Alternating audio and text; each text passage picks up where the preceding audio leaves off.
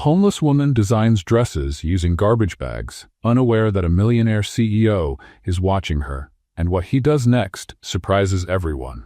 Before we begin, let us know in the comments, which city are you watching from? And at the end, don't forget to rate this story from 0 to 10. Enjoy the story. Emma Carter was sitting on the ground in the town square, her eyes steady, like someone who had lost a lot but never her dignity. In her hands, a needle made from a piece of wire. Around her, colorful plastic bags, torn ribbons, and strips of packaging were all carefully arranged, as if they were fine fabrics. Her fingers moved quickly, turning what most people would call trash into something almost magical. That's when Raphael Whitmore, CEO of one of the largest companies in the country, happened to walk by. He was lost in thought after a difficult meeting with investors when his eyes caught an unusual sight. A woman sewing plastic bags as if she were working with silk. He stopped, curious. He watched from a distance, quietly. He saw how she arranged the plastics in soft color gradients, with almost artistic precision. Nothing seemed random. There was intention in every move. Technique, yes, but more than that, instinct. A raw, rare talent, impossible to ignore. He stepped closer. Emma, feeling his gaze, looked up. She saw a man in an expensive suit standing still, watching her with interest. "Did you lose something?" she asked, without flinching. "No," he replied, surprised by her confidence. "I'm just admiring your work." "Work?" She raised an eyebrow. "This is just a way to stay sane, and it helps me forget I haven't eaten since yesterday." Raphael hesitated. Her words touched him more than he wanted to admit. "Can I ask what you're making?" "A dress," she said, without looking at him. "Or trying to, at least. These blue bags have a better texture. The green ones are too thin, they tear easily. The secret is the contrast." She added 2 more strong stitches, trimmed the excess with a small knife, and carefully held the piece up. It was stunning. The dress, despite the unusual materials, looked like it belonged on a fashion runway. The colors formed a soft gradient. The top had bold cuts, yet everything felt balanced. The finish was surprisingly clean. Raphael blinked a few times. "Wow. Wow," she laughed. "Is that all a guy in a suit can say when he sees something out of the ordinary?" "It's not every day you find talent like this, in the middle of a square," he said, still amazed. "Did you study fashion?" Emma paused. "I've studied a lot of things, but the streets teach faster. Out here, if you don't create, you don't survive." Raphael took a card from his pocket and handed it to her. "My name is Raphael Whitmore.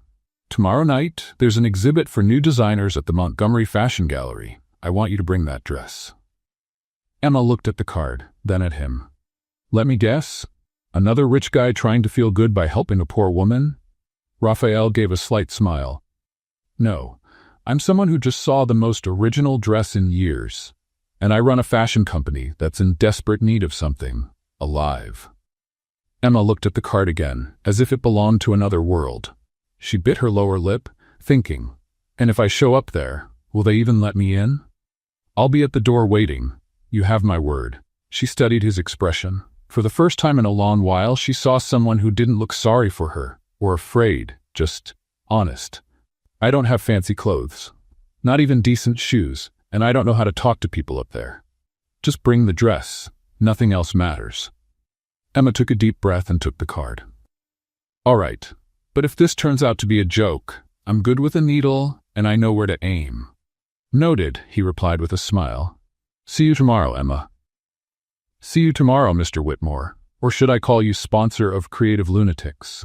I prefer discoverer of unlikely talent." They exchanged one last glance, and in that moment, without realizing it, destiny began to stitch together a story that would change everything. Emma gently placed the dress inside a recycled bag, sat back down on the ground, and looked at the card for a long while. "A talent exhibit, huh?" she murmured. "If only they knew.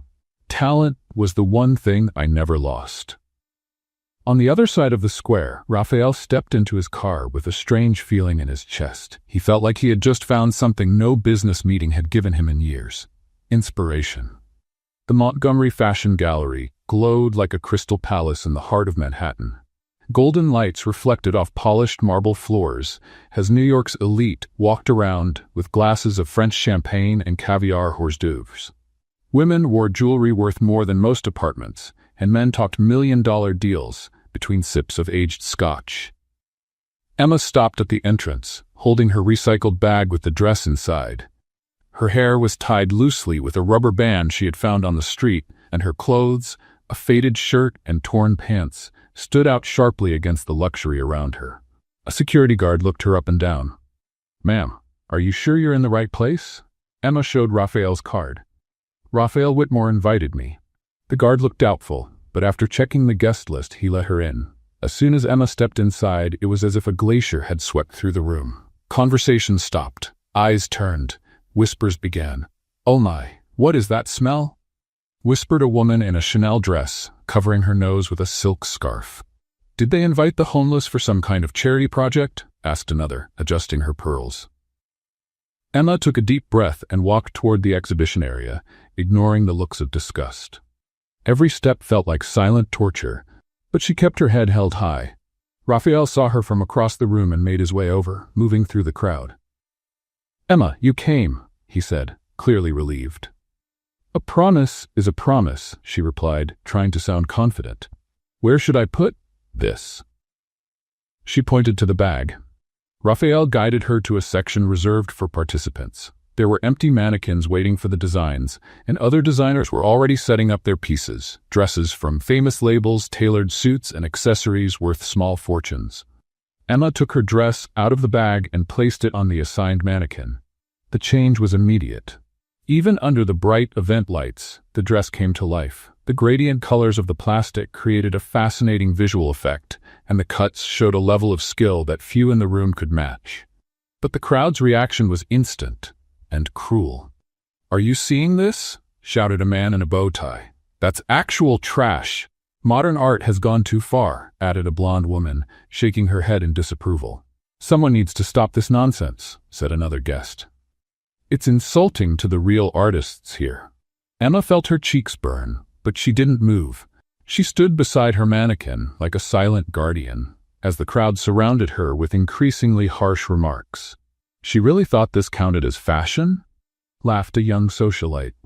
"She probably pulled it out of a dumpster," her date added. Raphael watched from a distance, fists clenched. He wanted to step in, but he knew it would only make things worse for Emma. He had to trust the process. The event host, a well-dressed man with silver hair, stepped onto the stage. "Ladies and gentlemen, we're ready to begin the official judging. Each piece will be evaluated based on technical skill, creativity, and visual impact." The panel consisted of 5 judges. Raphael, the editor-in-chief of Fashion Elite magazine, a well-known fashion designer, an art critic, and a wealthy collector. One by one, the designs were presented. Classic dresses received polite applause. Bold creations sparked technical commentary. When it was Emma's turn, the silence was deafening. The editor-in-chief wrinkled her nose.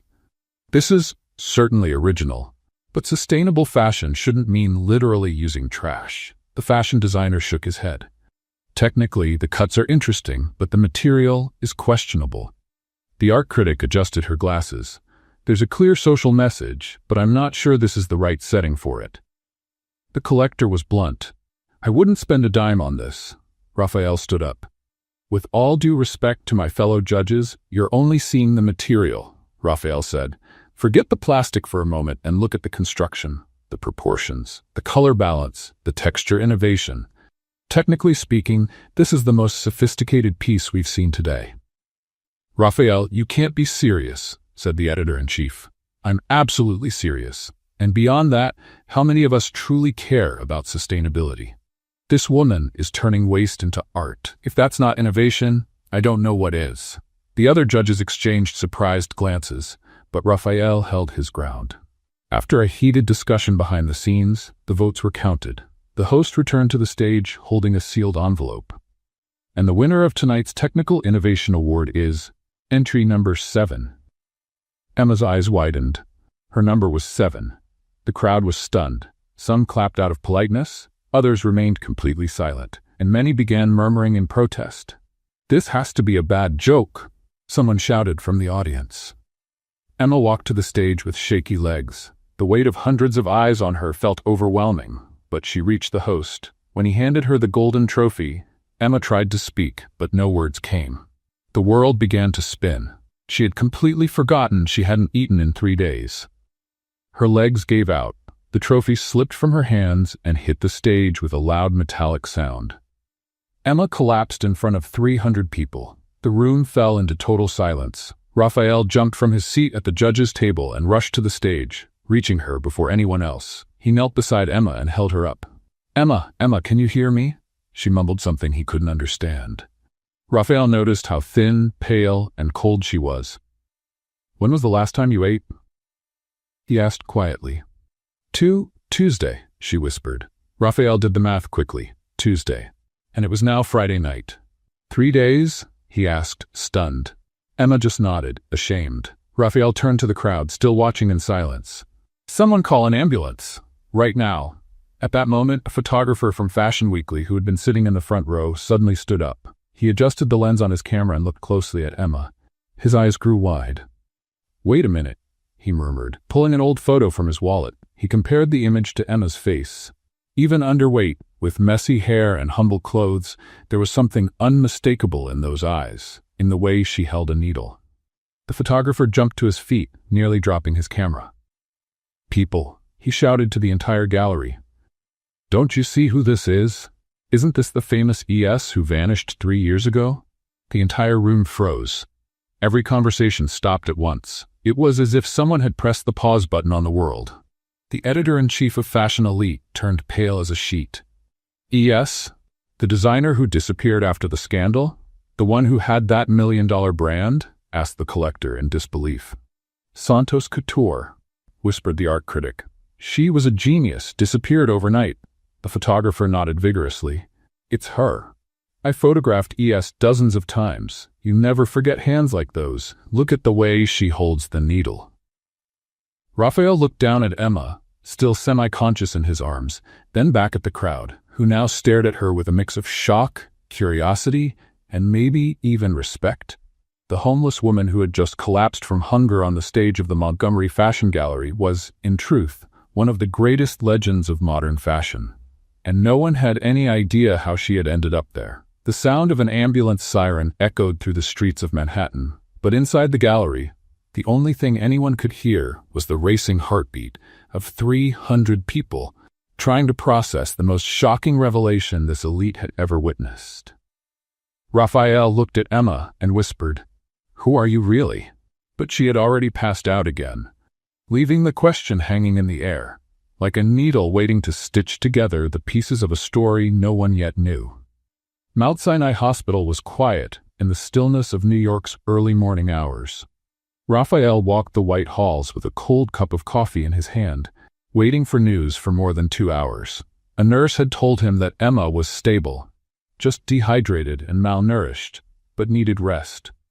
When they finally allowed him into the room, he found Emma sitting up in bed, looking out the window at the city lights. She looked smaller there, more vulnerable, but her eyes still held the determination he had first seen in the square. "How are you feeling?" Raphael asked, walking toward her slowly. "Better," she answered without turning to him. "Thank you for bringing me here." "No need to thank me. Anyone would have done the same." Emma let out a bitter laugh. "No, Raphael. Most people would walk right past a homeless woman who fainted in the street. You're not most people." Raphael pulled up a chair and sat beside the bed. A quiet pause settled between them, filled with questions left unspoken. "Emma," he began carefully, "that photographer at the gallery, he said you're ES, the designer who vanished 3 years ago." Emma closed her eyes and took a long breath. "And do you believe him?" "I don't know what to believe, but I do know a regular woman on the street doesn't sew like that, doesn't have that kind of technique, doesn't create something so flawless." "Flawless?" She turned to him with a faint, sad smile. "Raphael, you saw my dress made out of trash, if that's what you call flawless. Just imagine what I used to be able to create." Her words hung in the air, like a quiet confession never meant to be said out loud. Raphael leaned forward. "So it's true? You really are ES?" Emma looked down at her hands, rough and marked by life on the streets. "ES died 3 years ago, Raphael. The woman you met in the square is just Emma. A woman who learned to survive by turning trash into art because she had nothing left. But people are still looking for you. Your brand, Santos Couture, is still remembered as revolutionary. What happened? Emma's eyes filled with tears she refused to let fall. Some secrets are too heavy to carry and too painful to share. Try to trust me. Emma looked at him for a long moment, as if weighing how much she could believe in his words. One day you'll know everything, Raphael. But right now, I don't want to talk about it. It hurts too much to remember who I was before I lost everything. Raphael respected her silence, but his curiosity only grew. There were layers to this woman he was only beginning to uncover. Can I ask you something different then? Emma nodded. What do you want to do now? I mean, after you leave here? Go back to the square, I guess. That's where I live. What if I offered you an alternative? Emma raised an eyebrow. What kind of alternative? Raphael took a deep breath. He had made the decision during those 2 long hours in the hallway. I want you to work with me, as the head designer at Montgomery Fashion. Emma's eyes widened. You're serious? Completely serious. I saw what you can do with materials other people throw away. Just imagine what you could create with real resources. Raphael, you don't know me. You know nothing about my past, I know you have extraordinary talent. I know you're brave. I know you don't give up, and I know my company needs someone like you. Emma shook her head, still in disbelief. You're offering a job to a homeless woman who fainted from hunger in the middle of an exhibition? I'm offering an opportunity to the most talented woman I've ever met. Tears finally began to fall down Emma's cheeks. Why do you believe in me when no one else does? Raphael stood up and walked toward the window, looking out at the city that never sleeps. You know what the difference is between you and all those famous designers at the gallery last night? What? They create fashion to impress. You create it to survive. And that makes all the difference. Emma wiped her tears with the hospital sheet. What if I say yes and let you down? What if you say yes and change everything? They looked at each other for a moment that felt endless. In Raphael, Emma saw something she had lost long ago. Hope. In Emma, Raphael saw something his company had lost. Soul. I need to think, she said finally. Of course. But Emma, he turned back to her before leaving, sometimes life gives us a second chance when we least expect it. The question is, do you have the courage to take it? After Raphael left, Emma was alone with her thoughts. Through the window, she could see Manhattan still moving, even in the middle of the night. People coming and going, each one with their own dreams and their own struggles. She thought about the square where she had spent the last few months. She thought about the dress made of trash she had created. She thought about the way Raphael looked at her when he saw her sewing. And for the first time in 3 years, Emma Santos, who had once been the most promising designer of her generation, allowed herself to imagine that maybe, just maybe, there was still a second chance waiting for her. Outside the hospital room, Raphael walked the hallway with his phone in hand, already planning how he would convince the board to approve his boldest decision yet. Because he was sure of one thing: Emma wasn't just getting a second chance. He was, too. 3 days later, Emma stood in front of Montgomery Tower. She adjusted the simple blouse she had found at a thrift store, the only decent piece she could afford with the $20 left from the exhibition prize.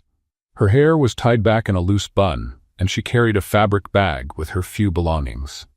You can do this, she whispered to herself, taking a deep breath before pushing open the glass doors of the lobby. The entrance hall was overwhelming. Italian marble, crystal chandeliers, and a central fountain created an atmosphere of wealth Emma hadn't seen in years. Executives in expensive suits walked by quickly, talking on their phones about million-dollar deals. At the front desk, a middle-aged blonde woman looked at her with clear disapproval. Her nameplate read, Priscilla Monroe, Executive Assistant. May I help you? Priscilla asked in a tone that suggested the exact opposite. I'm Emma Carter. I'm starting in the design department. Raphael Whitmore is expecting me. Priscilla looked her up and down, making sure to show her disapproval. You must be mistaken. Mr. Whitmore doesn't hire people like you. People like me? Emma kept her voice steady, but her eyes sparkled with fire. Look, dear, this is a professional workplace. You might be looking for the Community Help Center. It's 3 blocks down. At that moment, Raphael stepped out of the elevator and saw Emma in the lobby. Emma, it's great to see you. He turned to the receptionist. "Priscilla, this is our new head designer. Please get her a full access badge." Priscilla's expression changed instantly to a forced smile. "Of course, Mr. Whitmore." Right away, while they waited for the badge, Emma heard whispers coming from different directions. "She's the homeless woman who won the award. I heard she sews with trash. Do you think she's working for free? She's probably used to it." Raphael noticed Emma's discomfort and quickly guided her toward the elevator. "Ignore them. In a few days, they'll be begging to learn your tricks." On the 35th floor, the elevator doors opened to reveal the design department of Montgomery Fashion. It was a large, modern space, filled with workstations equipped with high-end computers, professional cutting tables, and mannequins spread throughout. "This will be your space," Raphael said, showing her a workstation in the center of the room. Emma looked around, trying to take it all in. The space was impressive, but also overwhelming. Everything was so clean, organized, expensive. "Where are the restrooms?" she asked, a bit embarrassed. "At the end of the hallway, to the left. Need help finding them?" "No, thank you. I just want to freshen up a bit." Emma headed off toward the restroom but got lost in the identical hallways. She passed meeting rooms, other departments, and even ended up on the wrong floor. By the time she found her way back, 15 minutes had gone by. The design team was already gathered around her workstation, whispering among themselves. There were 5 of them, 3 women and 2 men, all dressed perfectly, with skeptical expressions. "Everyone, this is Emma Carter, our new head designer," Raphael announced. A woman with red hair and designer glasses stepped forward. "I'm Helena Davidson, creative director. I heard about your work at the exhibition." The tone of her voice made it clear that work wasn't meant as a compliment. "Nice to meet you all," Emma replied. A young man with a neatly trimmed beard crossed his arms. "Marcus Thompson, senior designer. I'm curious to see how your alternative techniques will match our quality standards." Emma immediately sensed that earning this team's respect wouldn't be easy. Raphael turned to her. "I'll let you all get to know each other. Emma, feel free to explore the space and let me know if you need anything." As soon as Raphael walked away, the atmosphere grew noticeably colder. Helena stepped closer with a forced smile. "So Emma, tell us about your background. Where did you study? Which brands have you worked with?" "I learned by doing. On the streets." Marcus gave a quiet laugh. "On the streets? How interesting. And what kind of clients did you serve? On the streets?" Emma felt her blood boil but kept her composure. "The kind who need creative solutions with limited resources." "I see," Helena said. "Well, here we work with top-quality materials, imported silks, Italian leather, Swarovski crystals. We don't exactly have trash to recycle." The others chuckled quietly. Emma looked around the office and noticed several waste bins filled with expensive fabric scraps, crumpled sketches, and unused samples. "Actually," she said, walking toward one of the bins, "you throw away more useful material here than most people see in an entire year." She picked up some scraps of blue silk, pieces of French lace, and leftovers from a metallic fabric. "Can I use this?" "That's trash," Marcus said. "Leftovers from old projects." "Perfect." Emma walked over to her workstation and began examining the discarded materials. Within minutes, she had sorted the fabrics by texture and color, creating a harmonious palette. Helena watched, still skeptical. "What exactly do you plan to make with that?" "Something you've never seen before," Emma replied, already cutting the fabric with surgical precision. Over the next 4 hours, Emma worked in complete silence. Her fingers moved with a speed and precision that mesmerized anyone watching. She sewed everything by hand, no machine, using tiny, flawless stitches. At first, the team made fun of her eco-hippie techniques, but little by little, they began moving closer to get a better look. "What kind of stitch is that?" asked one of the younger designers, clearly fascinated. "It's an adaptation of the French stitch, but reinforced to handle more tension," Emma explained, without stopping. "I've never seen anything like it," Marcus murmured, genuinely impressed. When Emma finally stepped back from the table, she had created a dress that left the entire team in silence. It was an asymmetrical piece that combined the fabric scraps so perfectly, it looked like it had been designed that way from the beginning. The metallic parts reflected light in shifting patterns, and the lace details added a surprising delicacy. "Impossible," Helena whispered. How did you make this in 4 hours? 5 years living on the streets teach you not to waste anything, Emma answered simply. Just then, Raphael returned to the department to see how Emma was settling in. When he saw the dress, he stopped in the doorway and stood still for several seconds. Emma, he said, walking toward her slowly. This is extraordinary. It's just a test, she replied modestly. A test? You did more in 1 day than they've done in a month, Raphael said, glancing at the team, who remained quiet. Helena tried to protest. Raphael, it's just an experimental piece. Helena, this is the most innovative piece I've seen come out of this department in years, Raphael interrupted, and it was made from leftovers. Emma felt her cheeks flush at the compliment. Now I need to show you our computer system, Raphael said. Come with me. He led her to a high-end computer. Emma looked at the screen as if it came from another planet. I don't know much about computers, she admitted. Don't worry. It's easier than it looks. Raphael stood behind her, placing his hands gently over hers on the keyboard. The closeness gave Emma a chill that had nothing to do with the office air conditioning. First, you click here to open the design software, he said, his voice close to her ear. Emma tried to focus on the instructions, but she was acutely aware of the warmth of his body behind hers, the subtle scent of his cologne, the way his large hands gently guided hers.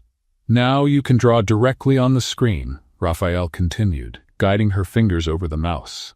When he leaned in closer to show her a specific feature, their faces were just inches apart. They looked at each other for a moment that felt endless, and Emma felt her heart start to race. I think I'm getting the hang of it, she whispered. You pick things up very quickly, he replied, not stepping back. The tension between them was unmistakable. Emma could feel that Raphael was just as affected by the closeness as she was. A soft cough broke the moment. They quickly moved apart. Helena was standing next to the desk, her expression unreadable. Raphael, the board is looking for you, she said, her tone slightly sharp. Of course, Raphael straightened up. Emma, if you need any help, Helena can guide you. Right, Helena? Certainly, Helena replied with a smile that didn't reach her eyes. After Raphael left, Emma was alone with the team, but the atmosphere had shifted. The dress she had created stood as silent proof of her talent, and the moment she had shared with the boss had not gone unnoticed. Emma looked out the window on the 35th floor, seeing the city stretch out to the horizon. For the first time in 3 years, she felt something she had forgotten, hope, and something else she didn't dare name. But that warmed her chest whenever she thought of Raphael's eyes so close to hers. On the rooftop of a skyscraper in the Upper East Side, Veronica Blackwell was sipping French champagne when a news segment caught her attention. The screen showed Emma receiving the award at the Montgomery Fashion Gallery, with the caption, Mysterious Designer Wins Over New York Elite with Sustainable Fashion. Veronica nearly dropped her glass. Impossible, she murmured, turning up the volume. The reporter continued. The winner, identified only as Emma Carter, created a sensation with a dress made entirely of recycled materials. Some present speculate she might be the legendary ES who vanished mysteriously 3 years ago. Veronica felt her blood boil. There was Emma Santos, her former best friend, her ex-partner, the woman whose life she had carefully destroyed. Back in the world, Veronica now ruled. She walked over to her mahogany desk and picked up the phone, dialing quickly. Marcus, this is Veronica Blackwell. I need you to run an urgent article. Yes, about Emma Santos. She's back. In the following days, Veronica called every influential journalist she knew, every fashion magazine editor, every credible blogger. Emma Santos is a fugitive criminal, she said with a sweet but poisonous voice. Of course, she's hiding behind a false identity. The woman has serious mental problems. Did you see where she was living? On the streets. She's obviously unstable. Within 48 hours, the first headline started appearing online. Fugitive designer hides as homeless woman in NYC. ES, or an imposter? The truth about the woman who fooled the elite. Reliable source reveals Emma Santos suffers from severe mental disorder. At Montgomery Tower, Raphael was in his office when his secretary, Priscilla, entered looking visibly nervous. Mr. Whitmore, we have a problem. Clients are calling to cancel their orders. Cancel? Why? Because of the new employee, Emma Carter. They're saying she's, well, a criminal. Raphael frowned. What are you talking about? Priscilla handed him a tablet with several articles open. It's all over the fashion gossip sites. They say she's Emma Santos, a designer who disappeared 3 years ago after a money laundering scandal. Raphael quickly read through the articles, feeling a mix of shock and anger rise in his chest. Where is Emma now? In the design department, sir. Raphael went down to the 35th floor with determined steps. He found Emma quietly working on a new piece, seemingly unaware of the storm gathering around her. The design team whispered from across the room, casting curious glances her way. Emma, I need to speak with you, privately. She looked up and immediately saw the tension in his face. Is something wrong? Raphael led her to his private office and closed the door. Emma, I need the truth, all of it, right now. She slowly sat down in the chair across from his desk. About what? Raphael opened the tablet and showed her the articles. About this, about who you really are, about what happened 3 years ago. Emma looked at the headlines and her face turned pale. Her hand started to tremble slightly. I knew this day would come, she said quietly. Is it true? Are you really Emma Santos? Emma took a deep breath and nodded. Yes, I am. And the accusations? Money laundering? Did you run from the law? Tears began to form in Emma's eyes. Raphael, do you really want to hear the whole truth? Because once I tell you, there's no turning back. I need to know. Emma stood up and walked to the window, looking out at the city below. 3 years ago, I was Emma Santos, known as ES in the fashion world. I was 25 years old, and my brand, Santos Couture, was worth $50 million. I was considered the most promising designer of my generation. She paused, as if each word was painful to say. I was married to James Mitchell, a successful businessman, or at least I thought he was successful. And my best friend and business partner was Veronica Blackwell. We'd been friends since college. I trusted her more than anyone in the world. Raphael listened quietly, noticing the real pain in her voice. Veronica handled the financial side of the company while I focused on the creative work. I signed documents without reading them carefully because I trusted her completely. That was my mistake. What happened? Veronica had been stealing money from the company for over a year. She forged my signature on documents, opened fake bank accounts in my name, and when she found out an audit was coming, she accused me of money laundering. Emma sat down again, tears now falling freely. She had documents, Raphael. Documents with my signature, even if forged, that made it look like I was moving money to offshore accounts. She planted evidence on my computer, in my office. When the police showed up, it looked like I was guilty. And your husband? Emma gave a bitter laugh.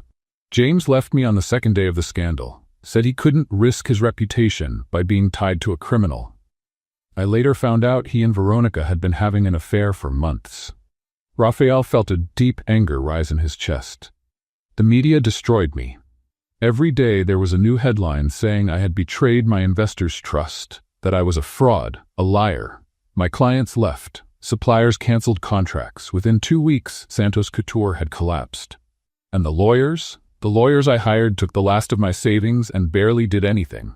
When the money ran out, they left me too. I was alone. No resources, no company, no friends, and no family who believed in me. Emma wiped her tears with the back of her hand. Veronica kept everything. The company, the clients, even my apartment, because she managed to prove I had bought it with dirty money. She changed the name to Blackwell Empire, and today it's one of the most respected brands in New York. And you ended up on the streets. Not right away. I first tried to rebuild my life in other cities, but my reputation followed me. No one would hire me, not even to work in a department store. The name Emma Santos had become a symbol of fraud in the fashion industry. She paused, breathing with difficulty. Eventually, I ran out of money.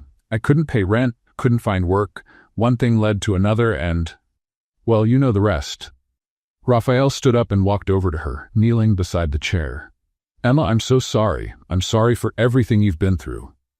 The worst part, she continued, is that Veronica was right about one thing. I really did become unstable. There were moments when I questioned my own sanity. Had I really done all that? Was I truly the monster everyone said I was? You're not a monster. You're the strongest person I've ever met. Emma looked at him in surprise. How can you say that? You don't even know me that well. I know enough. You survived 3 years on the streets and still kept your humanity, your talent, your ability to create beauty. That's not something a monster does. Raphael, if you keep me here, you'll destroy your company. Veronica won't stop until she sees me ruined again. Raphael stood up and took her hands. Then let's give her a fight she didn't expect. I'll help you get back on your feet, Emma, and we're going to prove your innocence. Just then, Priscilla knocked on the door urgently. Mr. Whitmore? There are some people here insisting on speaking with Miss Emma. Raphael and Emma exchanged tense looks. Who is it? A woman named Veronica Blackwell. She's here with lawyers. Emma's blood ran cold. She's here. Raphael squeezed her hands. You're not alone this time. They went down to the lobby, where Veronica was waiting with 2 men in suits. She hadn't changed much in 3 years, still blonde, elegant, and wearing a smile that never reached her eyes. When she saw Emma, her smile widened. Emma, darling, she said in a sugary voice. What a surprise to find you here. Still dressing in garbage, I see. Emma felt old wounds tear open, but Raphael stepped forward. Miss Blackwell, this is a private workplace. If you have something to discuss, you can schedule a meeting through the proper channels. Veronica laughed. Oh, how charming. Emma has found herself a protector. She turned directly to Emma. Do you really think you can hide forever, dear? Changed your last name to Carter, but you can't change who you are. A runaway criminal. I'm not a criminal, Emma said, finding strength in her voice. And you know that better than anyone. Oh, do I? Veronica feigned surprise. I know you stole millions from our investors. I know you destroyed the trust of dozens of people. And now you're trying to fool this poor man too. Raphael stepped forward, clearly angry. That's enough. Leave. Now. Veronica looked at him with disdain. Mr. Whitmore, is it? You should be thanking me for coming here in person to warn you. This woman will destroy your company just like she destroyed mine. That's what she does. She ruins the people who trust her. Emma felt tears burn in her eyes, but she didn't let them fall. The only thing I ruined was my own life, because I trusted you. How dramatic, Veronica laughed. You've always been like this, haven't you? Always the victim. Well, dear, it won't work this time. Everyone already knows who you really are. The confrontation could have gone on longer, but Raphael called security, and Veronica was escorted out, not before throwing one last venomous glance at Emma. This isn't over, Emma. When the elevator doors closed, Emma collapsed into a chair in the lobby, trembling. Raphael knelt beside her. It's okay. She's gone. It's not okay, Emma whispered. She's right about one thing. I'm going to destroy your company. I'll destroy you too. Look at me, Raphael said, lifting her chin. The only thing that's going to be destroyed here is the lie she built, I promise. Emma looked into his eyes and saw something she hadn't seen in 3 years. Someone who truly believed in her. Meanwhile, outside the building, Veronica climbed into her limousine with a satisfied smile. The next day, Emma was in the Montgomery Tower studio, putting the final touches on her collection for the Fashion Week show happening in 48 hours. 5 revolutionary pieces were displayed on mannequins, each representing a stage of transformation, from destruction to renewal, from waste to luxury. It was 2 a.m. when she finally decided to go home. The show would be her chance to prove to the world that Emma Santos hadn't just survived, she had come back stronger. Tomorrow's going to be perfect, she murmured to herself, turning off the lights in the studio. Outside the building, Veronica watched through the limousine window. She had bribed 2 security guards with $10,000 each to give her access after hours. 50 minutes, she told the driver. No more than that. At 3 a.m, Veronica entered the studio holding a pair of professional scissors. One by one, she systematically destroyed each piece of Emma's collection. Precise cuts ruined months of work. Fabrics torn, embroidery unraveled, structures broken. When she was done, the studio looked like a textile battlefield. Emma arrived the next morning with coffee in hand and a hopeful smile. What she found made her fall to her knees among the wreckage. No, no, no, she repeated, picking up shredded pieces of fabric. In 3 years living on the streets, Emma had never cried. Not when she was hungry, not when she was humiliated, not even when she slept in the cold. But now, seeing her dreams literally in pieces, the tears came like a storm. Raphael arrived an hour later and found Emma sitting on the floor, holding the remains of a dress in her arms. My God, Emma, what happened here? She destroyed everything, Emma sobbed. Veronica destroyed everything. I have nothing left for the show. Raphael knelt beside her, feeling a kind of anger he had never known before. Then we'll rebuild. Raphael, there are 40 hours until the show. It's impossible. Nothing is impossible. Raphael picked up the phone and called every employee in the company, canceling all time off and scheduling an emergency meeting. Within an hour, the entire design department was in the studio, along with assistants, interns, and even members of the cleaning staff. Everyone, Raphael announced, we're going to help Emma create the most incredible collection New York has ever seen, in 36 hours. Helena, who had become a reluctant ally, stepped forward. What do we need to do? Emma wiped away her tears and stood up. We need trash. A lot of it. Plastics, discarded fabrics, anything we can transform. Marcus laughed. You want us to go around the city looking for trash? Exactly. And so began the most unusual operation in New York fashion history. Teams spread across Manhattan, searching for recyclable materials in dumpsters, recycling centers, and even asking fabric stores for donations. Emma worked for 30 straight hours, stopping only to drink water and eat the sandwiches the team brought her.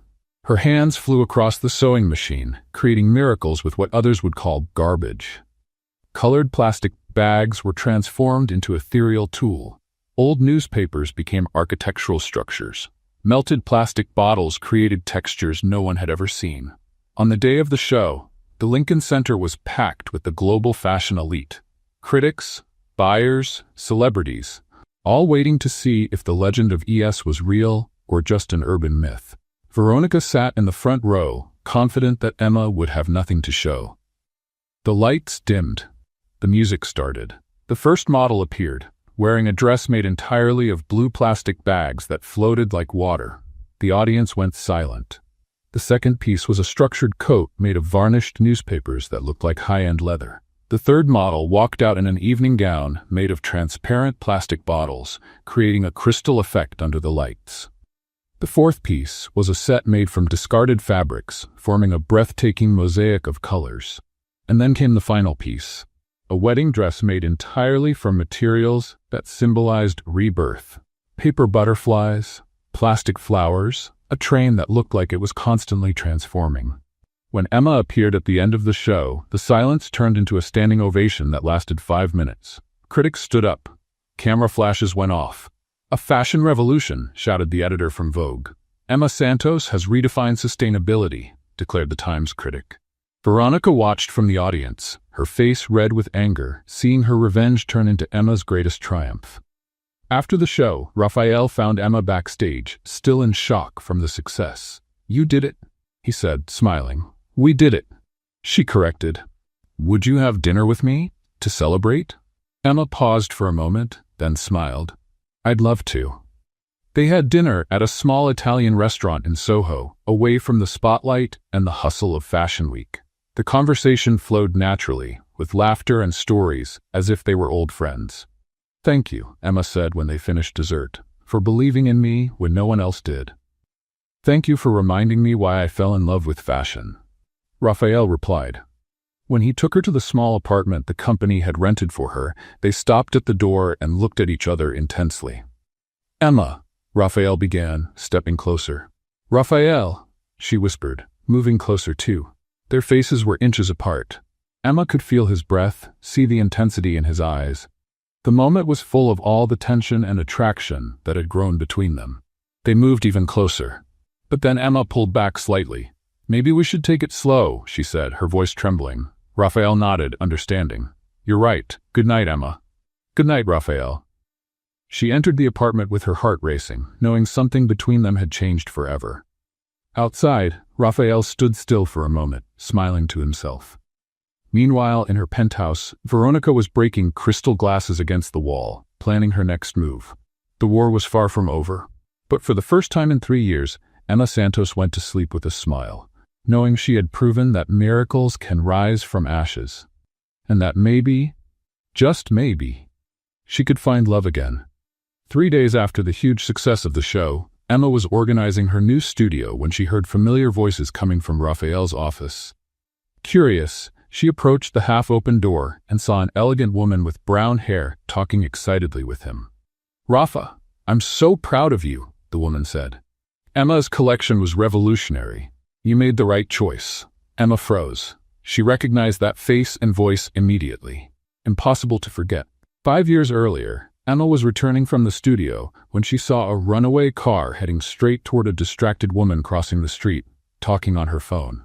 Without thinking twice, Emma ran and pushed the woman out of the car's path, saving her life. The woman had thanked her emotionally, but Emma left quickly without giving her name. It was Margaret Whitmore, Raphael's sister. Emma's heart sank. Everything suddenly made devastating sense. Raphael hadn't helped her because of her talent. He had known who she was from the very first moment in the park. He knew she had saved Margaret. With trembling legs, Emma knocked on the door. "Raphael, can I talk to you?" "Of course." He opened the door with a smile. "Emma, this is my sister Margaret. Margaret, this is Emma Santos, the extraordinary designer I've told you so much about." Margaret smiled warmly. "It's a pleasure to officially meet you, Emma. Rafa can't stop talking about you." Emma forced a smile, but her eyes stayed fixed on Raphael. "I need to talk to you, in private." Margaret noticed the tension. "I'll leave you two to talk." "It was a pleasure, Emma." Once they were alone, Emma crossed her arms. "How long have you known?" "Known what?" Raphael looked genuinely confused. "That I saved your sister 5 years ago. That's why you helped me, right? Out of gratitude." Raphael's eyes widened. "Emma, what are you talking about?" "Don't pretend you don't know. Margaret is the woman I saved from an accident 5 years ago. You recognized me in the park and decided to return the favor." Raphael shook his head strongly. "Emma, I swear I didn't know. Margaret never told me the name of the person who saved her. She only said a brave woman risked her life to save her."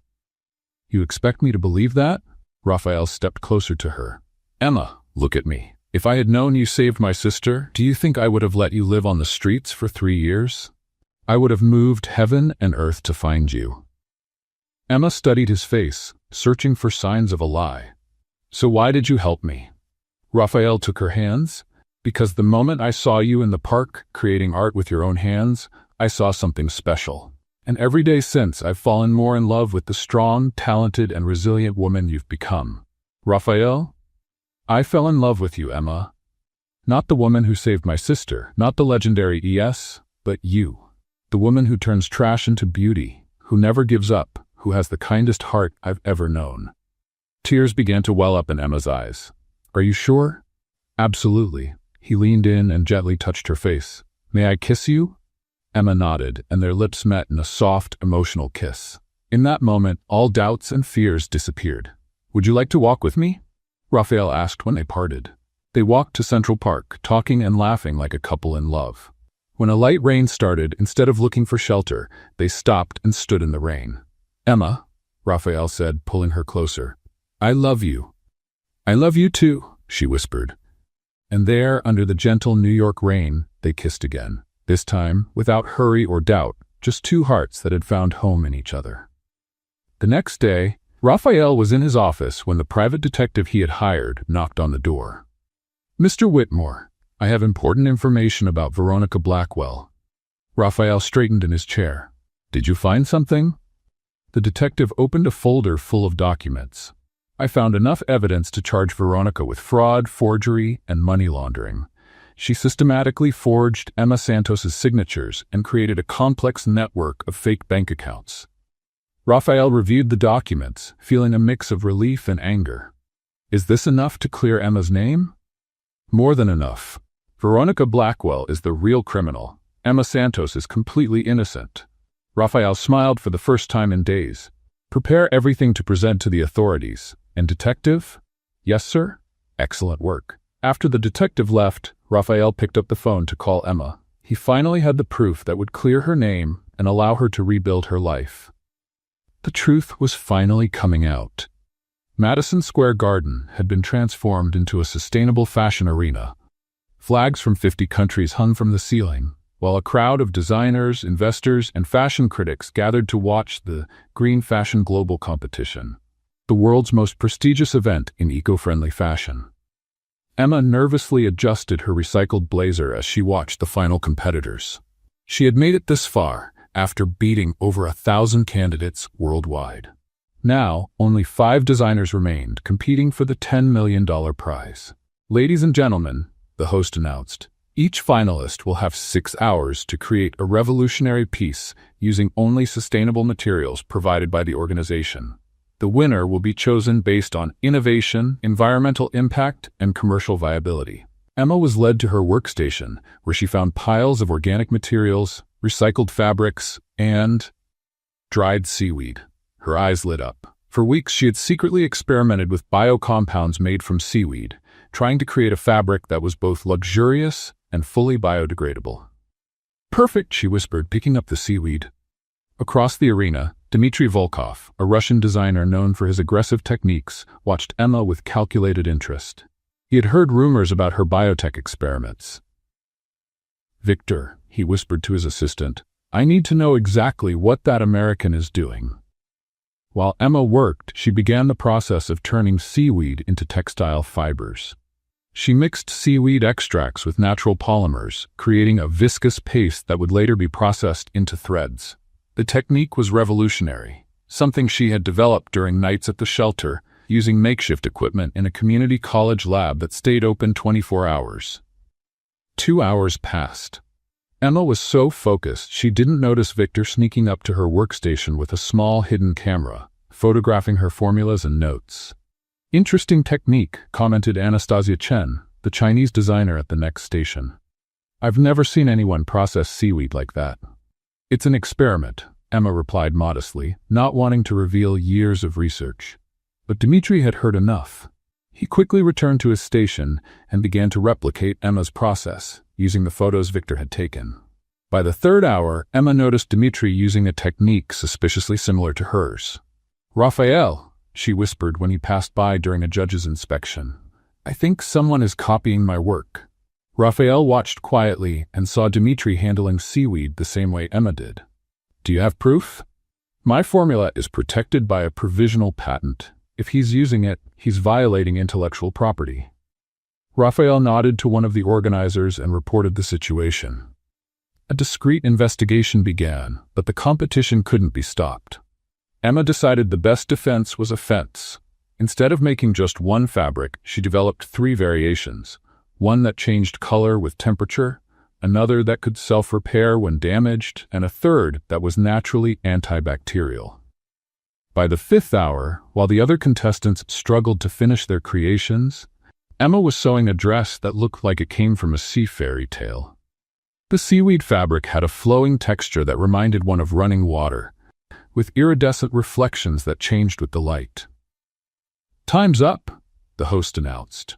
The 5 finalists presented their creations to a panel of judges made up of sustainable fashion icons, green technology investors, and environmental NGO representatives.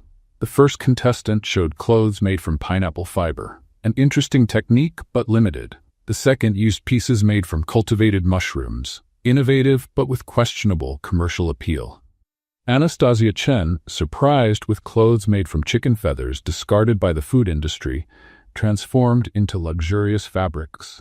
Dmitry presented his version of the seaweed fabrics, but the judges immediately noticed it was an inferior copy. "Mr. Volkov," said the head judge, "your technique is interesting, but it seems familiar. Can you explain the development process?" Dmitry stammered, clearly not fully understanding what he had copied. "It's a traditional Russian process, adapted for modern seaweed." Emma hid a smile. It was obvious he couldn't explain it because he hadn't developed the technique. Finally, it was her turn. "Honorable judges," Emma began, "I present the future of sustainable fashion, biotech fabrics derived from seaweed that are not only fully biodegradable but offer functional properties impossible to replicate with traditional materials." She demonstrated how the fabric changed from blue to green when heated, how small cuts closed themselves within minutes, and how it stayed fresh and odor-free even after hours of use. "This process," she continued, "can be replicated using seaweed grown on aquafarms, creating a textile industry that actually improves the environment instead of harming it." The jury was silent for a long moment, examining the dress and testing its extraordinary properties. After 2 hours of deliberation, the head of the jury returned to the stage. The decision was unanimous. The winner of Green Fashion Global, with the most revolutionary creation we've ever seen, is Emma Santos from the United States. The crowd erupted in applause. Emma could hardly believe it. $10 million in worldwide recognition as a pioneer in biotech fabrics. Raphael ran onto the stage and hugged her. "You did it. You really did it." "We did it," she corrected, kissing him in front of thousands. But the celebration was short-lived. The next day, Emma was in her new lab when Raphael arrived with a serious look. "We have a problem," he said, closing the door. "What kind of problem?" "The Montgomery board found out about your past from the competition coverage. They want an emergency meeting." In the conference room, Emma faced 12 stern faces, the most traditional members of the Montgomery Fashion Board. "Miss Santos," said the board president, a 70-year-old man named Theodore Montgomery III, "we are very concerned about the revelations regarding your criminal history."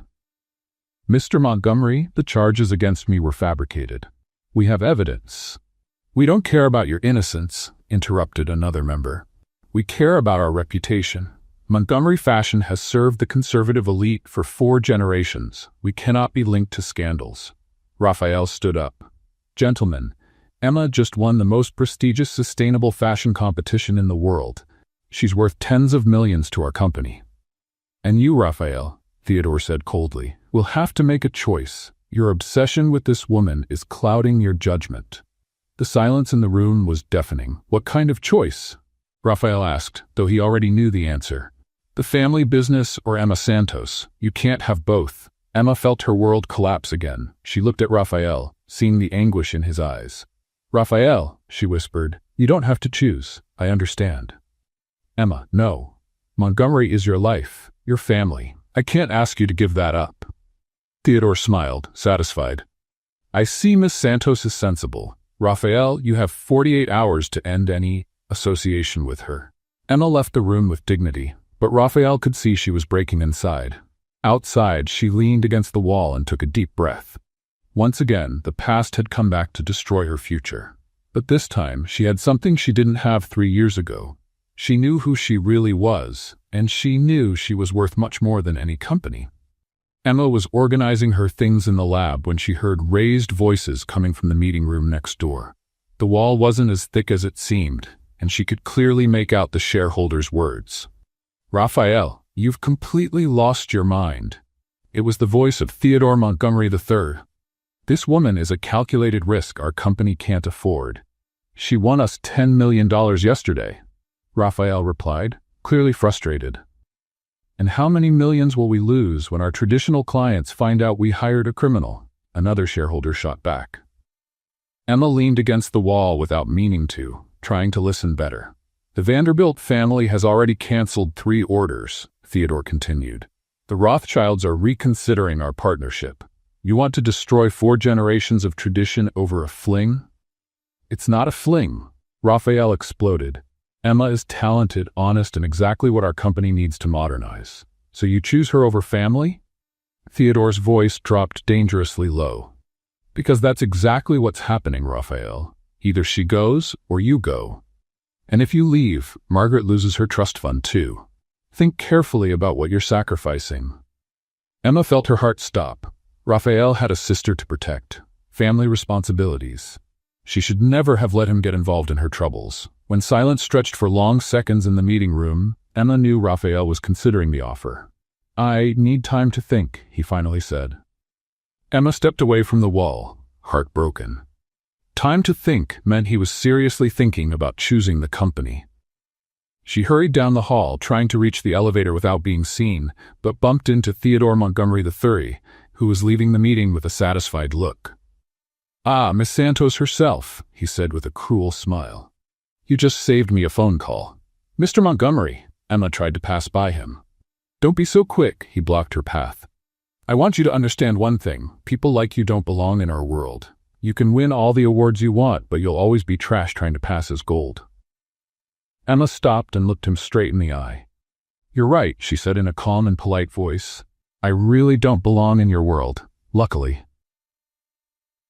Theodore frowned, not expecting that answer.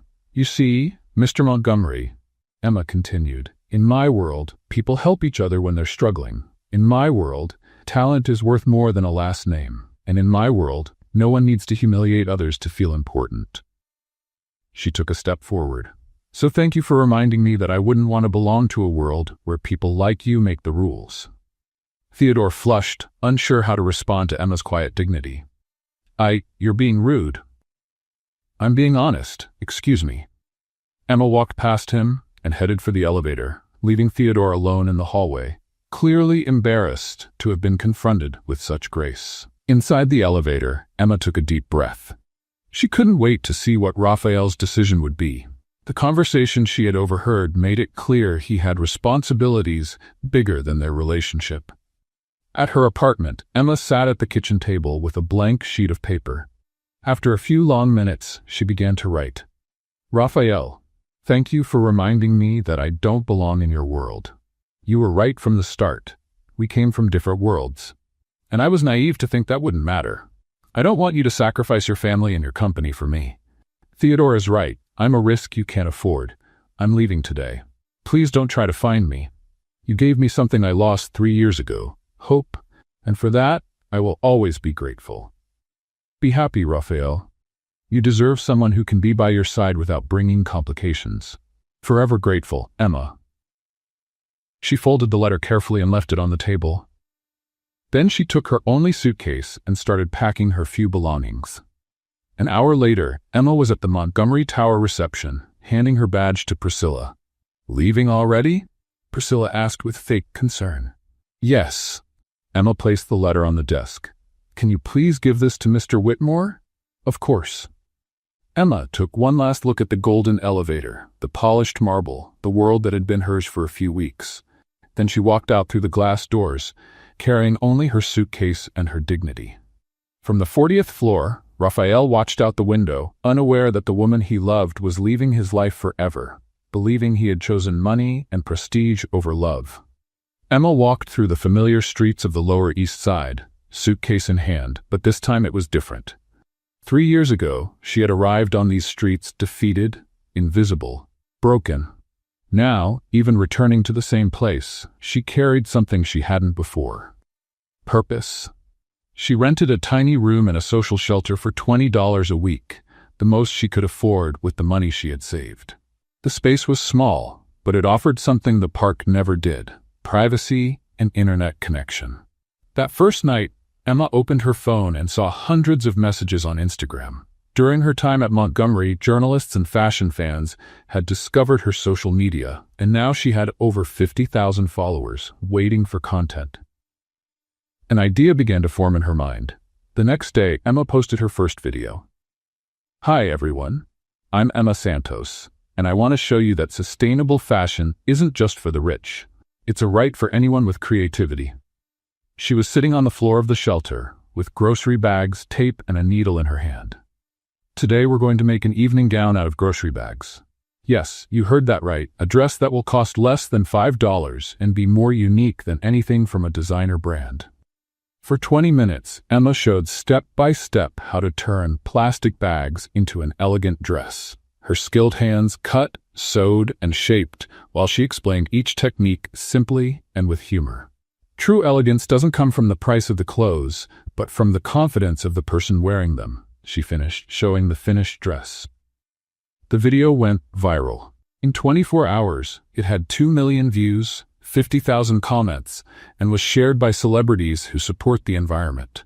Emma started the #TrashToTreasure movement, posting daily tutorials: how to make a blazer from old newspapers, turning plastic bottles into luxury bags, ripped jeans turned into an evening skirt. Each video was filmed in the shelter, on the streets, and at community centers. Emma showed that creativity didn't need expensive studios or imported materials.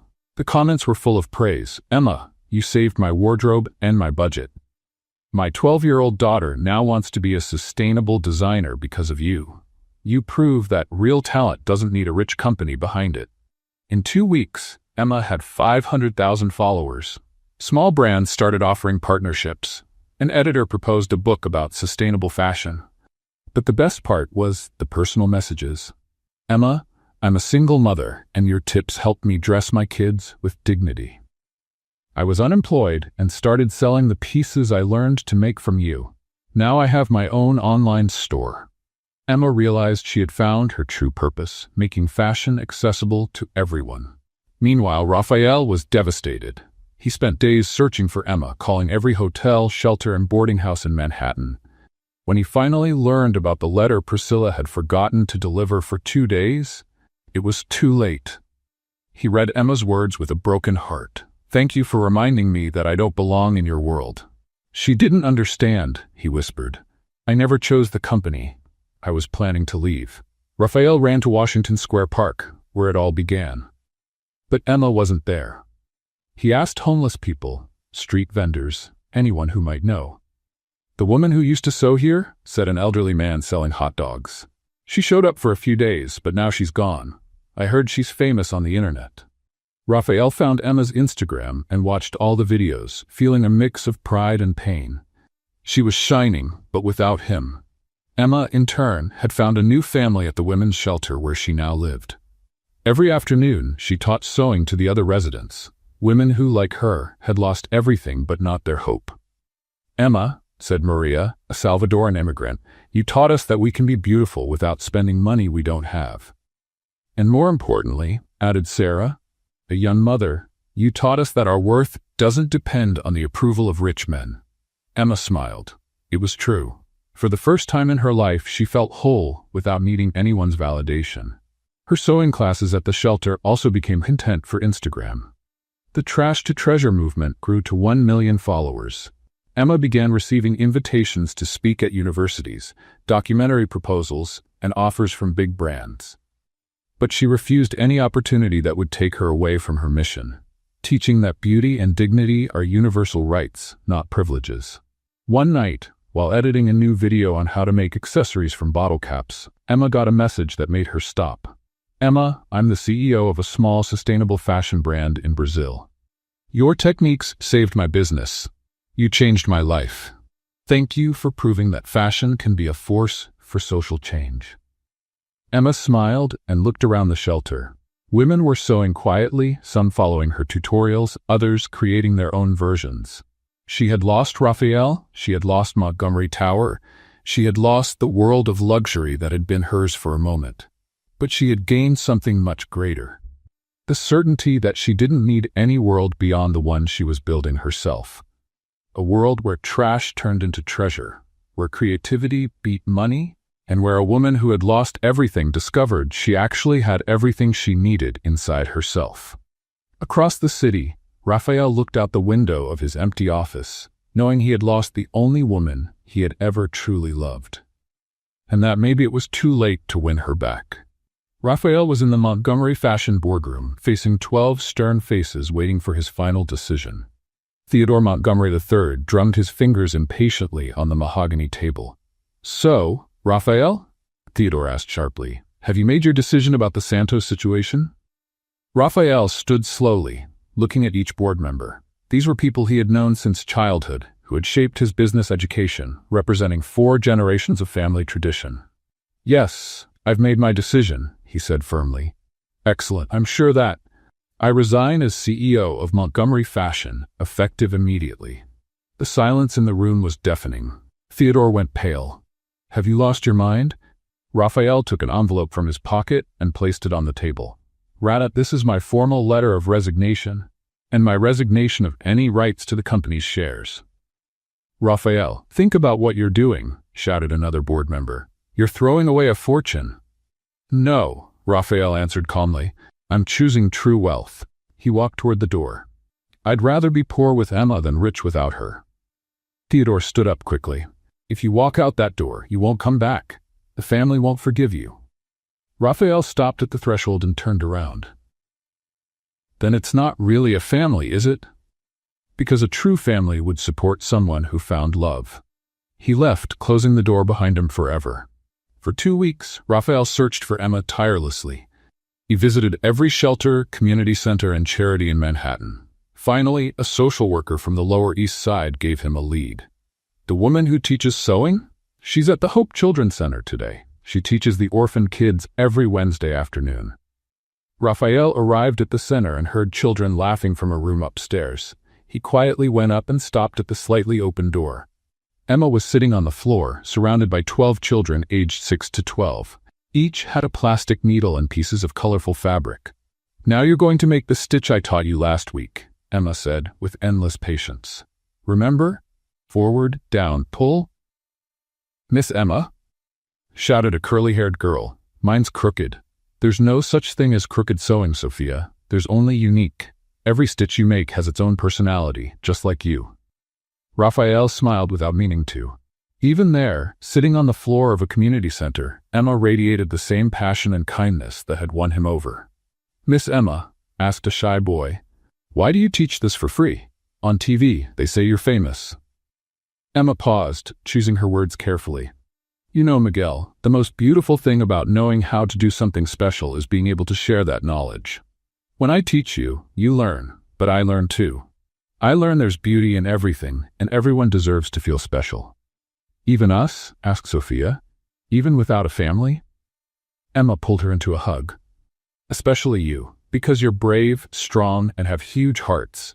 And now you'll also know how to make beautiful things with your own hands." Raphael felt tears well up in his eyes. There was the woman he loved, changing the lives of children society had forgotten. When the class ended and the kids ran off to snack time, Raphael stepped into the room. Emma looked up and froze. "Raphael, how did you find me?" "I looked for you all over New York," he said, coming closer slowly. "Emma, I need to tell you something. If you came to convince me to go back to Montgomery." "I left Montgomery." Emma's eyes widened. "What?" Raphael knelt down on the floor beside her. "I quit everything, the company, the shares, the money, all of it." Raphael, "No, your family, your life." "My life is you," he interrupted her. "Emma, I never chose the company. I was trying to find a way to protect both you and Montgomery at the same time, but I realized I was being cowardly." Tears started to run down Emma's face. "But what about Margaret and your future?" "Margaret supports me. She said she'd rather have a happy poor brother than a rich and miserable one. And my future," he took her hands, "my future only makes sense if you're in it." "Raphael, forgive me for realizing too late that you're who I always wanted. Not the famous designer, not the award winner, but you. The woman who turns trash into art, who teaches children with endless patience, who has the courage to start over as many times as needed." Emma openly cried no. "I love you," Raphael continued, "and I want to build something new with you, something ours, something that represents everything we believe in." "What kind of something?" Raphael smiled. "A truly sustainable fashion brand. For people like those kids. For people like you were 3 years ago. Affordable luxury, conscious fashion, beauty for everyone." Emma looked at him deeply. "Are you sure? Because it won't be easy. It'll be a lot of work, little money at first, a lot of risk." "I'm absolutely sure." They kissed right there on the classroom floor, while the children's drawings on the walls witnessed the rebirth of a love that had overcome money, tradition, and fear. In the weeks that followed, Raphael and Emma created Ecolux, a brand that combined sustainable techniques with accessible design. They worked 16 hours a day in a small Brooklyn studio, funded by Raphael's last dollars and Emma's digital content contracts. The chemistry between them was clear. Raphael handled the business side while Emma created, but they constantly shared ideas, laughed together, and supported each other through tough times. "Are you sure you don't miss the old life?" Emma asked one night as they worked late. "The only thing I miss is having met you sooner," Raphael said, kissing her forehead. But their peace would be brutally interrupted. One morning, while having coffee at the studio, they got an unexpected call. "Emma Santos," said a familiar, hated voice. "Veronica." "Darling, I heard you and your ex-boyfriend are playing at being business people. How charming. What do you want?" "I want to propose a duel, a final one, at the next New York Fashion Week. Blackwell Empire versus, what do you call it? Ecolux?" She laughed scornfully. Raphael grabbed the phone. "Veronica, what kind of duel?" "A simultaneous fashion show, same night, opposite stages at Lincoln Center. Let's see who the real queen of fashion is. The winner takes it all. Contracts, clients, industry respect. The loser, well, the loser disappears from the fashion world forever." Emma and Raphael looked at each other. It was risky. Ecolux was only 2 months old, up against Veronica's well-established empire. "I accept," Emma said. Excellent.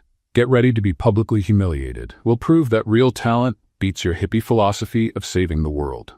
When Veronica hung up, Raphael hugged Emma. Are you sure about this? I am. It's time to show the world that true love and real talent always beat greed and lies. They had 6 weeks to create the most important collection of their lives. Lincoln Center had never seen a night like this. 2 parallel stages dominated the space, literally dividing the Fashion Week audience. On one side, the golden, flashy colors of Blackwell Empire. On the other, earthy, natural tones representing Ecolux. Celebrities, fashion critics, investors, and influencers filled every seat. Bets were flying on who would win the most anticipated showdown of the decade. Veronica was radiant in her VIP box, wearing an outfit worth more than a luxury car. Her empire had grown massively over the last 3 years, and she was absolutely sure she would crush Emma for good. On the other side, Emma took a deep breath backstage in Ecolux's makeshift area. Raphael held her trembling hands. Are you ready? He asked. Never been more ready in my life, she replied, looking at the 15 looks from the From Trash to Dreams collection hanging behind her. The first show was Blackwell Empire. Models walked wearing extravagant creations, expensive fabrics, dazzling jewelry. It was pure luxury and showiness. The crowd clapped politely, impressed by the flawless technique, but with no real emotion. Then it was Emma's turn. The lights went completely dark. A spotlight revealed Emma in the center of the stage, wearing a simple jumpsuit made from recycled newspapers. This collection, she began in a steady voice, tells the story of all the people society considers disposable. It's for those who have lost everything and found hope again. The first model came out wearing an outfit called The Fall, torn, dark fabrics symbolizing the moment everything collapses. But as she walked, small LED lights sewn into the outfit started to glow, representing sparks of hope. The second piece, The Awakening, showed how creativity comes from need. A dress made entirely from clear plastic packaging that under special lights reflected like diamonds. The Fight followed, a blazer and skirt made from patches of different fabrics, each patch telling a story of resistance and adaptation. The audience started leaning forward, captivated by the visual story unfolding. The discovery showed an outfit that changed shape as the model moved, made with materials that expanded and contracted, symbolizing self-awareness. Tears were already falling on faces in the front row. The rebirth brought vibrant colors emerging from a neutral base, a dress that literally blossomed as the model walked, with fabric petals opening with each step. But it was the final look that broke every heart in the room. True Love was a wedding dress made from the same blue garbage bag Emma had worn on her first meeting with Raphael at Washington Square Park. But now, transformed by techniques she had perfected over the years, it looked like a waterfall of liquid satin. The model wearing it was Margaret, Raphael's sister, who had insisted on taking part to support the couple. When Margaret reached the end of the runway, Emma went on stage and began to tell the real story behind each piece. This dress, she said, gently touching the fabric, was made from the same material that kept me warm when I slept on the streets. The same plastic that taught me beauty doesn't come from where you're born, but from what you choose to create. The audience was in tears. Anna Wintour wiped her eyes with a handkerchief. Influencers stopped filming to take in the moment. Fashion isn't about price, Emma continued. It's about transformation. It's about showing the world that everyone deserves to feel beautiful, valued, and loved. The applause started quietly, but grew like an avalanche. In seconds, 2,000 people were standing, clapping with an intensity that made the floor vibrate. The sound echoed for 10 minutes straight. Veronica watched in disbelief from her VIP box, realizing she had completely lost. That was when FBI agents came up to her stage. Veronica Blackwell, you are under arrest for fraud, forgery, and money laundering. Raphael had handed over all the evidence collected by the private detective to the authorities the week before, timing the arrest for the perfect moment. As Veronica was taken away in handcuffs, shouting about injustice, Raphael stepped onto the Ecolux stage and took the microphone. Emma Santos, he said, kneeling on the stage before thousands of people, you changed my life, changed this world, and now I want you to change my future too. He pulled a ring from his pocket, simple, made from recycled metal with a small stone found on the beach. "Will you marry me and let's change the world together?" Emma covered her face with her hands, sobbing with joy. Yes, 1,000 times yes. Their kiss was captured by hundreds of cameras and became one of the most viral images in fashion history. 2 years later, Central Park was decorated with wildflowers and sustainable fabrics for New York's most anticipated wedding. Emma walked down the makeshift aisle on the grass, wearing a dress made entirely from recycled materials donated by her millions of followers around the world. Ecolux had become a billion-dollar empire, but kept its values. Every piece sold funded social projects, and Emma still taught sewing in underprivileged communities. Now 6 months pregnant, she was in her new studio, teaching a group of teenagers from a local shelter. "Miss Emma," asked a 16-year-old girl, "is it true you used to be homeless?"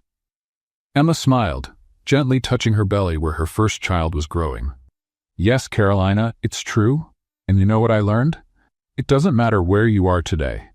What matters is where you choose to go tomorrow." She looked out the window and saw Raphael talking with investors about expanding Ecolux to Africa. "From homeless to fashion empress," she whispered to herself. "Life always surprises." And while teaching the teens how to turn cardboard boxes into stylish bags, Emma Santos Whitmore smiled, knowing her greatest masterpiece wasn't on the runway. It was in the lives she had touched, the people she had inspired, and the love she had found when she least expected it. What did you think of Emma and Raphael's story? Leave your thoughts in the comments. Rate this story from 0 to 10. Subscribe to the channel and hit the bell to follow all our stories. And don't forget to watch more exciting stories by clicking here on the end screen.